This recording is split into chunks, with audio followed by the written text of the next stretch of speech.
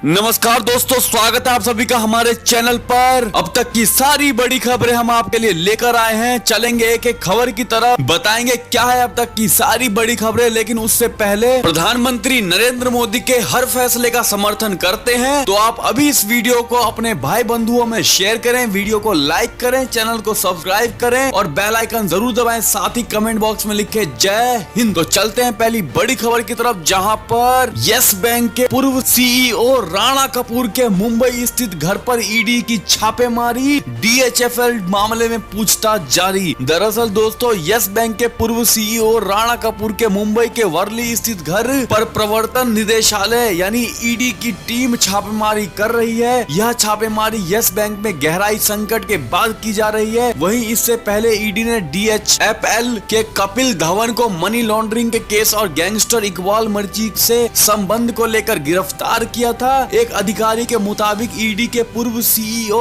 राणा कपूर के घर शुक्रवार की रात ईडी छापेमारी कर रही है। ईडी के अधिकारी राणा कपूर से बैंक द्वारा डीएचएफएल को दिए गए लोन को लेकर पूछताछ कर रही है। निर्मला सीतारमण द्वारा डीएचएफएल का नाम लेने के बाद यह कार्यवाही की जा रही है। यस बैंक अगस्त 2018 में संकट में है। उस समय रिजर्व बैंक ने बैंक के संचालन और ऋण से जुड़ी खामियों की वजह से तत्कालीन प्रमुख राणा कपूर को 31 जनवरी 2019 तक पद छोड़ने को कहा था। उनके उत्तराधिकारी नवनीत गिल के नेतृत्व में बैंक ने संकट ग्रस्त ऋणों की सूचना प्रकाशित की। बैंक को मार्च 2019 की तिमाही में पहली बार घाटा हुआ। तो दोस्तों, निर्मला सीतारमण की तरफ से भेजे गए डीएचएफएल ईडी की टीम की छापेमारी के बारे में आप क्या कहना चाहेंगे और किस तरह के सबूत वहां मिल सकते हैं, आप हमें कमेंट बॉक्स में लिख के बताएं। और यस बैंक, चलते हैं अगली बड़ी खबर की तरफ, जहां पर अगली बड़ी खबर आ रही है कांग्रेस के पैसे की लेन देन पर आयकर विभाग की नजर, अहमद पटेल को भेजा समन। दरअसल दोस्तों, आयकर विभाग ने कांग्रेस पार्टी के पैसे की लेन देन के संदर्भ में कर की कथित तौर पर अदायगी नहीं करने के मामले में पार्टी के कोषाध्यक्ष अहमद पटेल को समन भेजा है। अधिकारियों ने शुक्रवार यानी 6 मार्च को ये जानकारी दी। दूसरी तरफ कांग्रेस ने चुनावी बांड का मुद्दा उठाते हुए भाजपा पर पलटवार किया और कहा कि विपक्षी पार्टी पर उंगली उठाने से पहले राजनीतिक चंदे को चुनावी बांड के माध्यम से भ्रष्टाचार को संस्थागत व्यवस्था बनाने की जांच होनी चाहिए। अधिकारियों ने बताया कि पटेल को कांग्रेस के कोषाध्यक्ष के तौर पर उपस्थित होने के लिए नया नोटिस भेजा गया है। राज्यसभा सदस्य पटेल को फरवरी महीने में भी आयकर विभाग के समक्ष उपस्थित होने के लिए समन भेजा गया था। हालांकि उन्होंने उस वक्त अपने विभाग को अपने अस्वस्थ होने की सूचना दी थी। तो दोस्तों, आपको क्या लगता है कि आयकर विभाग के छापेमारी से इन लोगों का किस तरह का सच सामने आ जाएगा, आप हमें कमेंट बॉक्स में लिख के बताएं। चलते अगली बड़ी खबर की तरफ, जहां पर दिल्ली दंगा मामले में गिरफ्तार ताहिर हुसैन को 7 दिन की पुलिस रिमांड में भेजा गया। दरअसल दोस्तों, ब्रेकिंग न्यूज आ रही है, जहां पर दिल्ली दंगा मामले में गिरफ्तार आम आदमी पार्टी के पार्षद ताहिर हुसैन को 7 दिन की पुलिस रिमांड पर भेजा गया है। ताहिर हुसैन को दिल्ली पुलिस ने शुक्रवार को कड़कड़डूमा कोर्ट में जज के घर पेश किया गया, जहां से उसे 7 दिन की पुलिस रिमांड पर भेज दिया गया है। ताहिर हुसैन को गुरुवार को उस समय गिरफ्तार किया था जब वह राउज एवेन्यू कोर्ट में सरेंडर करने की तैयारी में था। पुलिस को अब तक ताहिर के 2 मोबाइल नहीं मिले हैं। ताहिर हुसैन पर आईबी कर्मी अंकित शर्मा की हत्या का आरोप है। 26 फरवरी को दिल्ली हिंसा के दौरान अंकित शर्मा का शव चांदबाग के एक नाले से मिला था। अंकित के पिता रविंद्र कुमार ने बेटे की हत्या का आरोप आप पार्षद ताहिर हुसैन पर लगाया था। ताहिर हुसैन का ऑफिस चांदबाग में पुलिया के पास है। ताहिर पर आरोप है कि उसने दिल्ली हिंसा के दौरान लोगों को इकट्ठा किया था। ये लोग पत्थर और पेट्रोल बम के जरिए हिंसा फैला रहे थे। तो दोस्तों, आपको क्या लगता है कि ताहिर हुसैन को किस तरह की सजा मिलनी चाहिए, आप हमें कमेंट बॉक्स में लिख के बताएं। चलते हैं अगली बड़ी खबर की तरफ, जहां पर गृह मंत्री अमित शाह से मिले राज्यपाल धनखड़, बंगाल में शासन तंत्र पर जताई गंभीर चिंता। दरअसल दोस्तों, पश्चिम बंगाल के राज्यपाल जगदीप धनखड़ ने शुक्रवार को केंद्रीय गृह मंत्री अमित शाह से मुलाकात कर उन्हें राज्य में शासन प्रणाली पर गंभीर चिंता से अवगत कराया। अधिकारियों ने बताया कि धनखड़ ने संसद परिसर स्थित गृह मंत्री के कार्यालय में मुलाकात की। राज्यपाल की पहल पर दोनों की बैठक हुई। 7 माह पहले पश्चिम बंगाल के राज्यपाल राज्यपाल बने धनखड़ ने कहा, मैंने बैठक के लिए समय मांगा था। पिछले 7 महीने से मैं वहां की जमीनी हालात, शासन तंत्र के गंभीर मसले और गृह मंत्री से चर्चा की। बैठक के बाद पत्रकारों से बातचीत में राज्यपाल ने कहा कि इसके अलावा कई अन्य मसले पर भी शाह से बात हुई। राज्यपाल बनने के बाद गृह मंत्री से धनखड़ की पहली मुलाकात थी। उल्लेखनीय है कि इसी हफ्ते में अमित शाह ने कोलकाता का दौरा किया था। एक रैली के दौरान गृह मंत्री ने पश्चिम बंगाल की कानून व्यवस्था पर दुख जताया था। मालूम हो कि राज्यपाल ने जब से कार्यभार संभाला है तब से अमूमन राज्यपाल और ममता सरकार के बीच रिश्ते में कड़वाहट है। तो दोस्तों, आपको क्या लगता है कि जगदीप धनखड़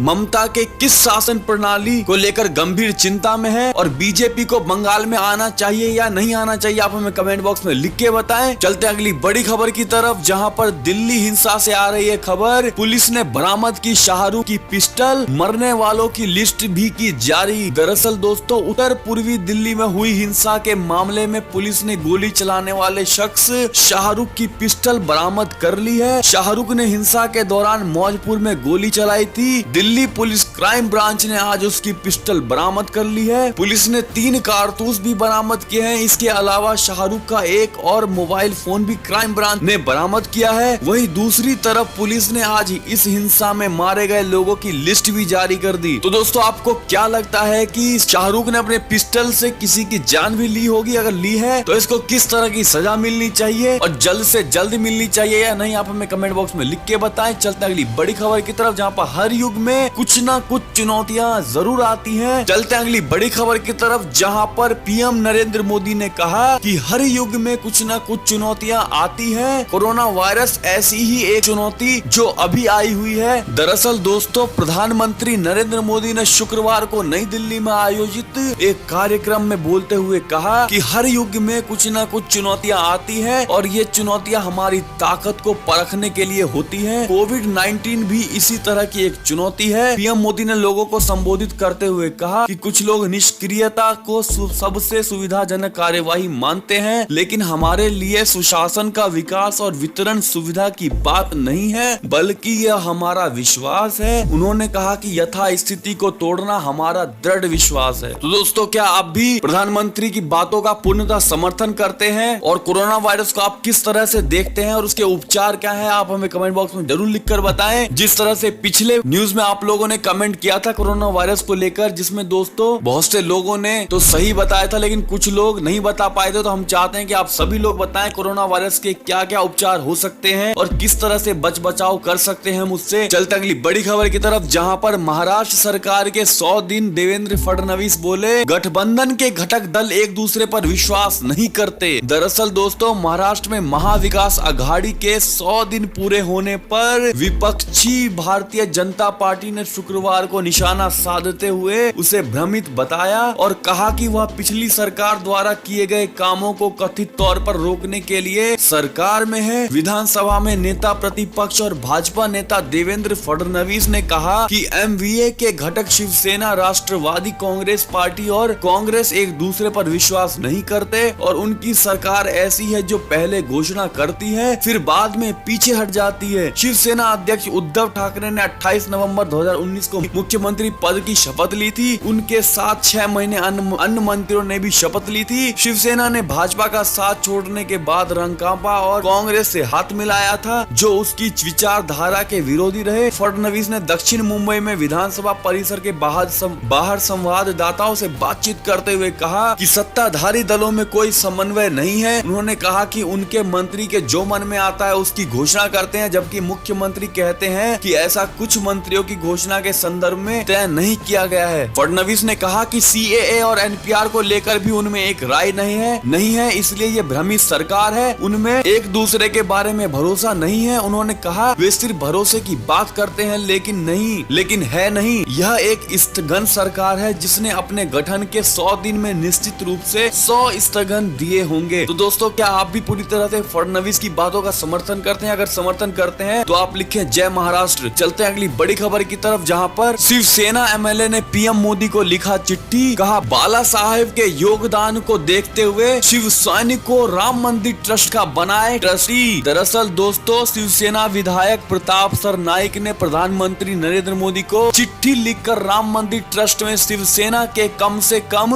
एक सदस्य को शामिल करने का अनुरोध किया है। उन्होंने अपनी चिट्ठी में लिखा, राम मंदिर आंदोलन में बाला साहेब ठाकरे की नेतृत्व वाली शिवसेना के योगदान को देखते हुए किसी एक शिवसैनिक को राम मंदिर ट्रस्ट का ट्रस्टी जरूर बनाए। शिवसेना विधायक ने महाराष्ट्र के मुख्यमंत्री उद्धव ठाकरे के अयोध्या के दौरे से पहले यह चिट्ठी पीएम मोदी को लिखी है। तो दोस्तों, आपको क्या लगता है कि शिवसेना के किसी एक सदस्य को राम मंदिर आंदोलन में राम मंदिर ट्रस्ट का ट्रस्टी बनाना चाहिए या नहीं बनाना चाहिए? आपको जो भी लगता है आप हमें कमेंट बॉक्स में लिख जरूर बताएं। अगर बनाना चाहिए तो क्यों बनाना चाहिए, नहीं बनाए तो क्यों ना बनाए, आप जो भी आप अपने कारण के साथ कमेंट बॉक्स में जरूर लिख के चलते हैं अगली बड़ी खबर की तरफ, जहां पर वित्त मंत्री निर्मला सीतारमण ने दिया लोगों को भरोसा, कहा नहीं डूबेगा यस बैंक के ग्राहकों का एक भी पैसा। दरअसल दोस्तों, यस बैंक के ग्राहकों को वित्त मंत्री निर्मला सीतारमण ने भरोसा दिलाया है कि किसी भी ग्राहक का पैसा नहीं डूबेगा। वित्त मंत्री ने यह भी कहा कि एसबीआई यस बैंक में निवेश कर रहा है और हर एक ग्राहक के हित का सम्मान होगा, उनको नुकसान नहीं होने देंगे। ऐसा भी बताया जा रहा है कि यस बैंक में काम करने वाले कर्मचारियों की अगले 1 साल तक की सैलरी पर कोई असर नहीं होगा। वित्त मंत्री ने आरबीआई को कहा,